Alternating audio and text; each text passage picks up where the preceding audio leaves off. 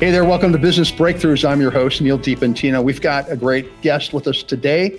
If you are in business, looking to get in business, been in business for a while, sometimes it's easy for us to get stuck in, a lot of different ways. It might be just in your career. It might be maybe your business itself is like, you're not able to move it forward. We got a guy who's going to help you with that kind of stuff. Today on Business Breakthroughs, our guest is Dr. Benjamin Ritter from Live Yourself Consulting. Dr. Ben, welcome to the show. So glad you could be with us today. Happy to be here. And just to clarify for everyone, live for yourself. You got to live for something. So Live for Yourself Consulting, it was initially actually just going to be LIVE, L-I-V-E, life intentions, values, expectations. It was actually the first framework I had for my business, written on the back of a napkin on a flight to LA for one of my doctoral program classes. And then I realized that when you read LIVE, it looks like live. And I was like, well, am I okay with that? Well, no, let's think about the business. Let's think about what people are thinking about when they're reading through your business name specifically. And I said, well, what is the actual intention, the purpose of what I do for a living? Well, it's to help people live for yourself. And so hence Live for Yourself Consulting was born, or LFY Consulting when you're in professional situations, just because it's not so spiritual and hokey pokey and woo-woo. And you just got to think of your target market when you're describing your business. So I wanted to add that little tidbit. Well, I'm glad you brought that up. I'm glad you corrected me on that. And obviously a name is like everything, right? So people understand exactly what you're doing. It's wonderful. We're going to talk a little bit about your business, a little bit about your process, some of the people that you work with, and how you've helped businesses to get unstuck, to move forward and build their business. But before we do that, we'd like to learn a little bit about you. Can you give us a little information about Dr. Benjamin Ritter? Yeah, my zodiac sign, time I was born. I'm just kidding. So I'm based in Austin, Texas. So it's a blend of like spiritual professionalism. I like to say that, you got your hard-hitting entrepreneurs at the same time they're going to ice baths and meditating. So it's kind of a nice little blend here. For me personally, I'm originally from Chicago, Illinois, spent my whole life there, moved to Austin, Texas to get in that community of spiritual professionalism. What I do really isn't spiritual, is more so professionalism, but it tends to attract people that are interested in being more than they are and doing more than they are. And that tends to require you to believe that the world is not just, your day and day. So I focus on organizational leadership, talent development, leader and career coaching. I have a doctorate in organizational leadership with a focus on values congruence. I've been within this space for approximately like 8 years or so. And I split my time through one-on-one coaching, speaking engagements, workshops, as well as like working for some enterprise clients around talent design and delivery programs. Outstanding. So give us a basic idea of what a typical client of yours might look like, Ben. Yeah, you're looking at probably like a COO or an SVP. I do have some CEO clients, but generally they're kind of in that space where they're not at the top of the game, but they're pretty high up there.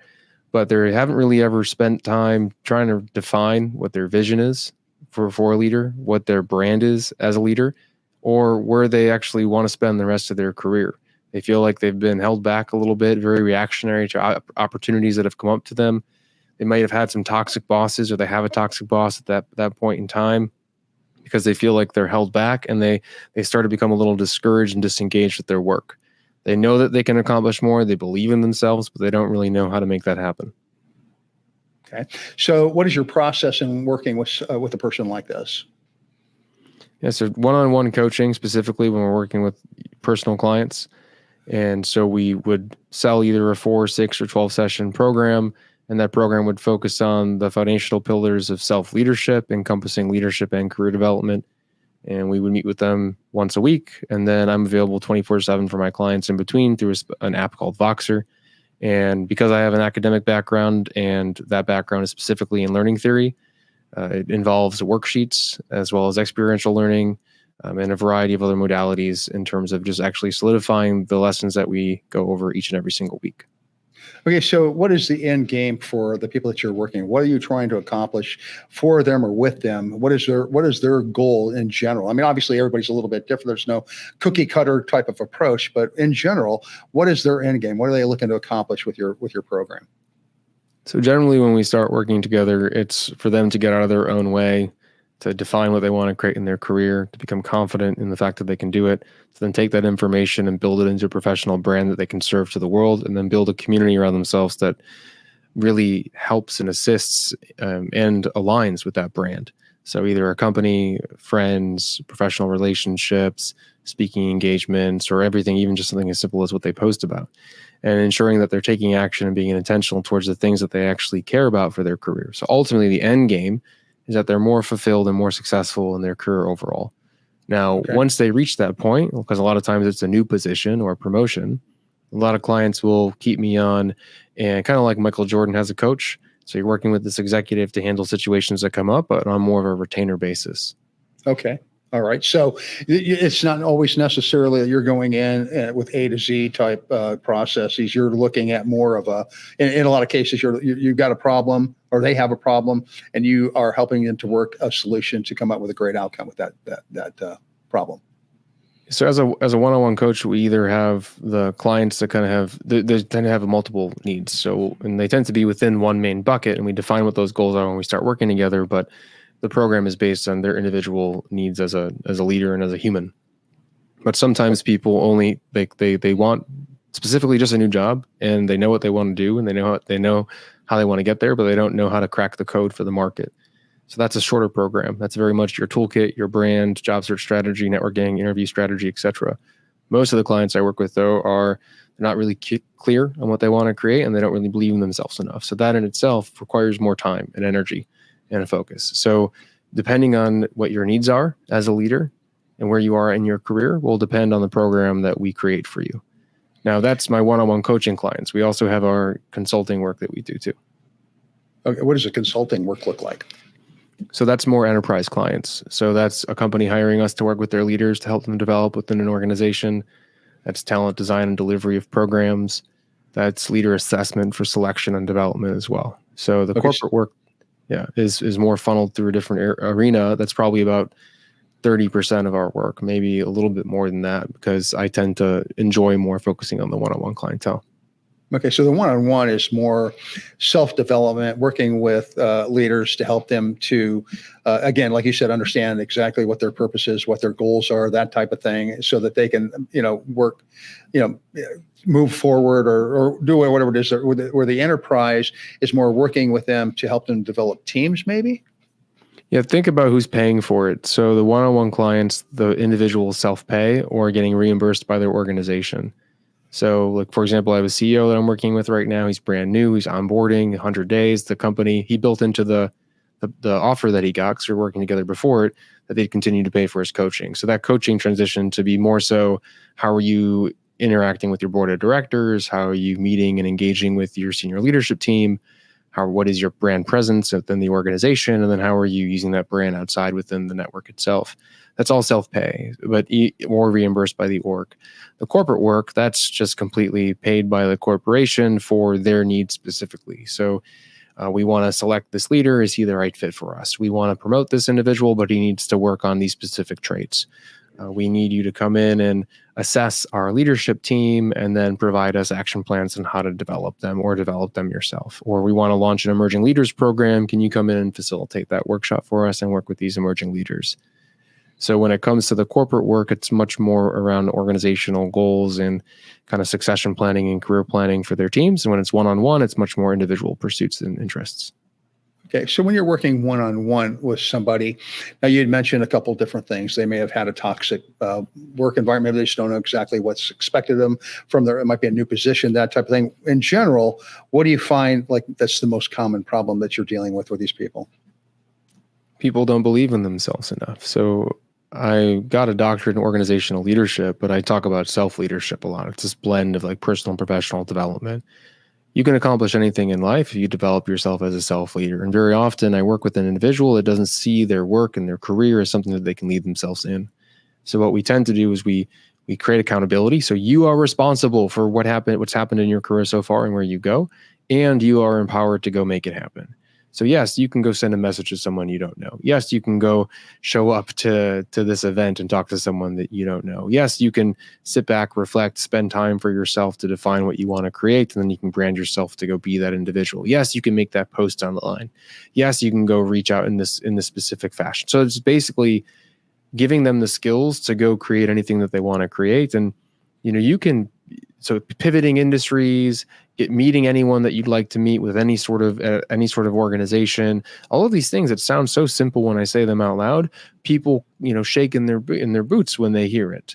And it is incredibly possible to get access to any sort of organization, any sort of person, and brand yourself in any way that you would want. But you have to define what that is, feel confident within it, and then know the strategies to go become successful in branding yourself within the world.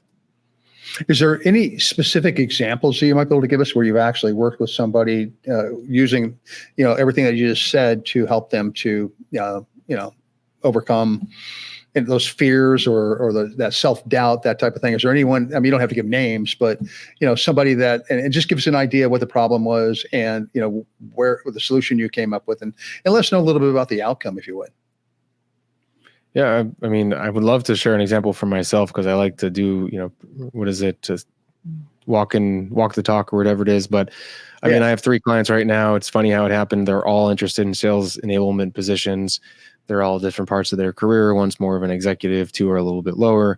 They all had the same problems where their brands were absolutely unaligned with their level of expertise and their backgrounds. So redoing their resumes, redoing their LinkedIn profiles, redoing their tell me about yourself, how to answer that question, gathering information about the projects that they've worked on.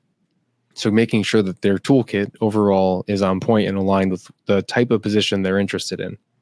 Then all of them also were afraid of applying for jobs, afraid of networking, didn't think that they could just apply for a position if they didn't meet all the qualifications, when you shouldn't even be reading the requirements of a job when you're applying to it, as well as didn't feel like they should or could reach out to people that they didn't know at organizations that they were interested in. So they'd spend 3 weeks waiting to apply for a position, and then would submit their resume and cross their fingers and hope. And then after 24 hours, if they didn't hear from it, they would hate themselves and think that they were a not valuable individual. And you think I'm kind of going over the top here. No, a lot of individuals on the job market will apply for a position, don't hear back within a couple of days, and think terribly about themselves and lose their confidence because of that one simple experience.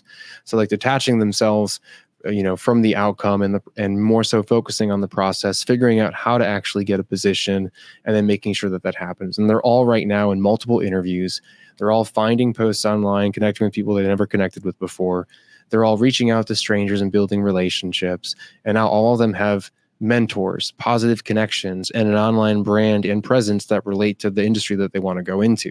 So, I imagine they're very close to getting offers. They have multiple interviews right now. And that's really in general, what tends to happen. Now, because we're in shorter programs, it's much more difficult to change beliefs around how they perceive themselves. Now, it's truly important. And what I love doing is making sure that someone can lead themselves moving forwards in their career, because you can learn how to do something, you can do it, but you might not believe in yourself throughout the process. So a longer program tends to focus more so on those beliefs that you have and how you see yourself, how you see the world, how you see your career, how you see your job, to make sure that whatever industry you want to go into in the future, you're capable of doing that. And I can give you an example of how I've done that for myself recently too.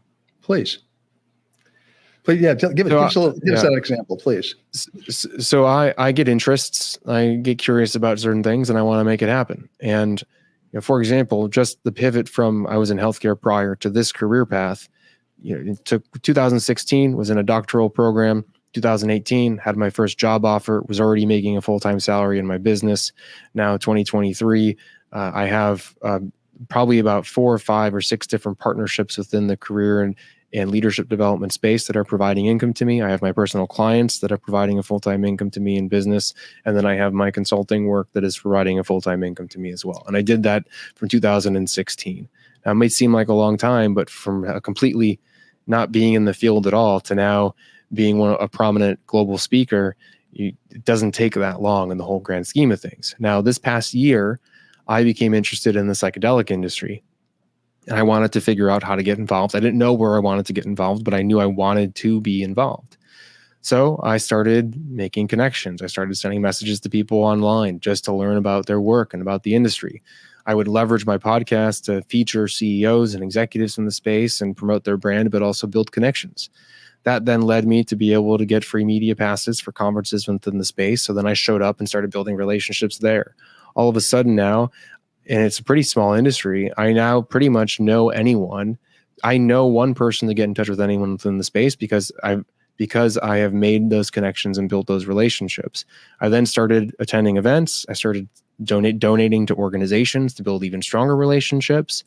And at this point in time, I'm now also a limited partner in a venture fund for the psychedelic industry. So within a year, I have not only built a media presence and a name within an industry, but I've also become an investor. And that's just because I decided that there's no reason why I should not know people in this space. I should not be involved in this space. And I use my curiosity to lead myself forwards.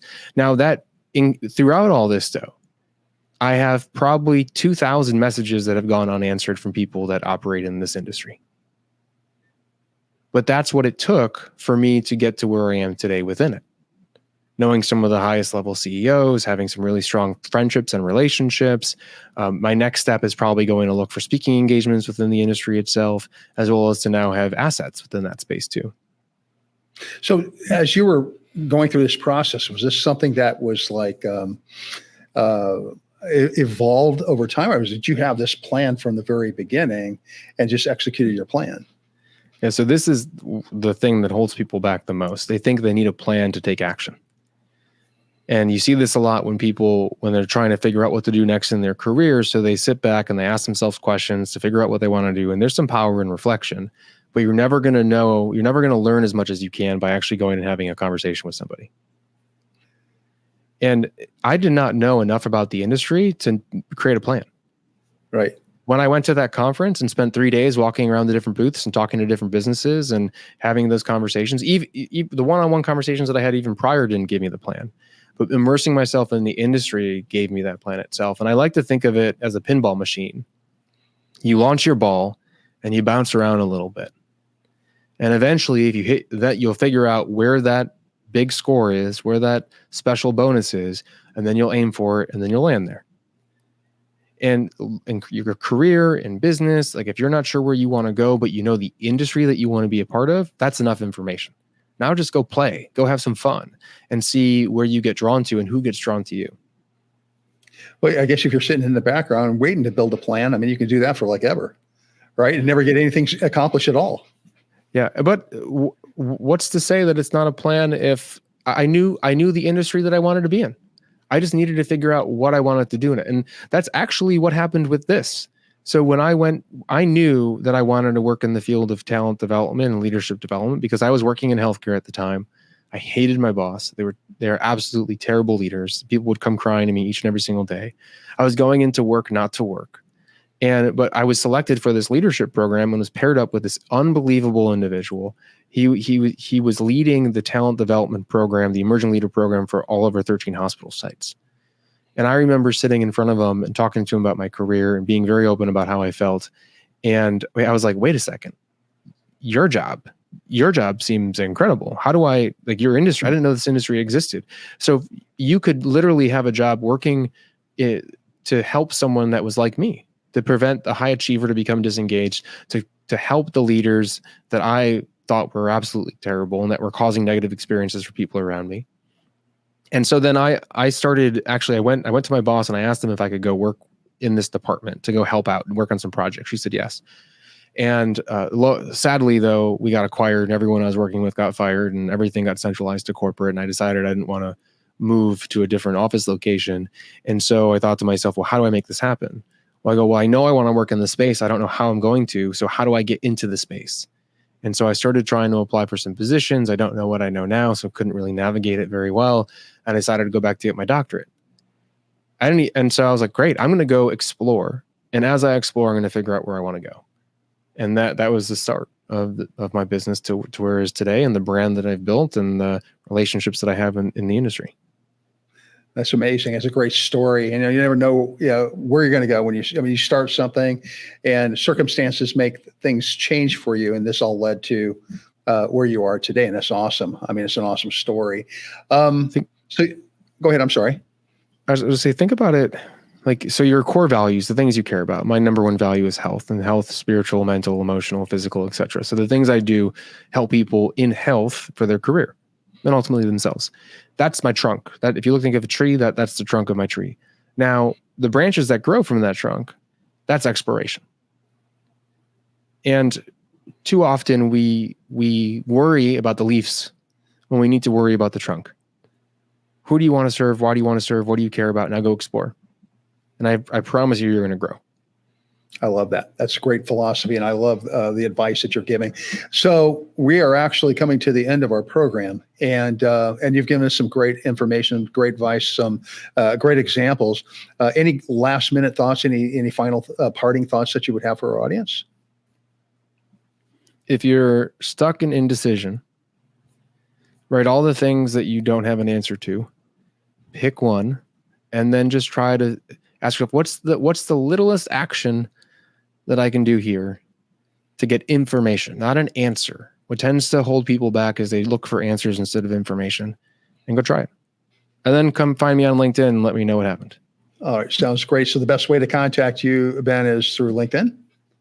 Yeah, go to LinkedIn, look up Dr. Benjamin Ritter, send me a connection request or follow. I'll if you follow me, I'll message you and be like, why'd you follow me? I suggest everybody do that. Yeah. If you go, and so we'll start a conversation that way, or go to liveforyourselfconsulting.com or lfyconsulting.com and just sign up for our email list there. Awesome. Sounds great. Well, thank you. You've been a wonderful guest. Appreciate you being on the show. And that is our show for today. So happy that you could be with us today. Business Breakthroughs is sponsored by Titan Media Works. Check us out at titanmediaworks.com. Works is spelled WORX. And also check out our other great hosts on the Small Business Delivered Network at smallbusinessdelivered.com. Until next time, thank you so much for being with us. Thanks and have a great day. Bye-bye.